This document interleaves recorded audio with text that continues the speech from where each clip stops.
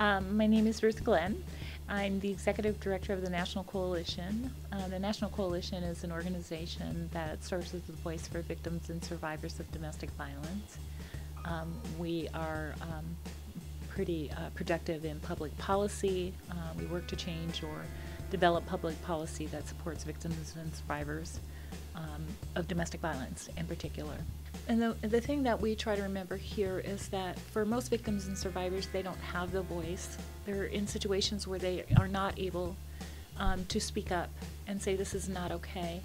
And when we're talking about in a current state where funding and other supports and resources might be available for victims and survivors, and we're already talking about eliminating those, we plan to make sure that that doesn't happen with any way within our power.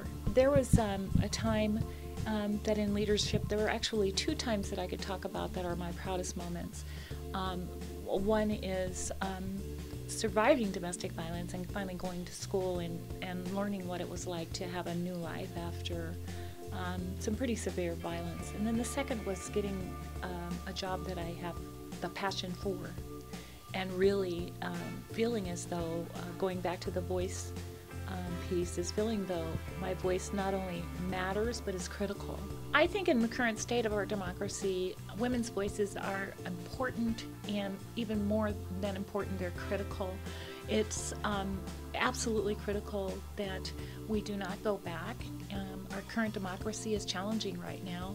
The strides that we've made in 40 years were never enough. 60 years were never enough.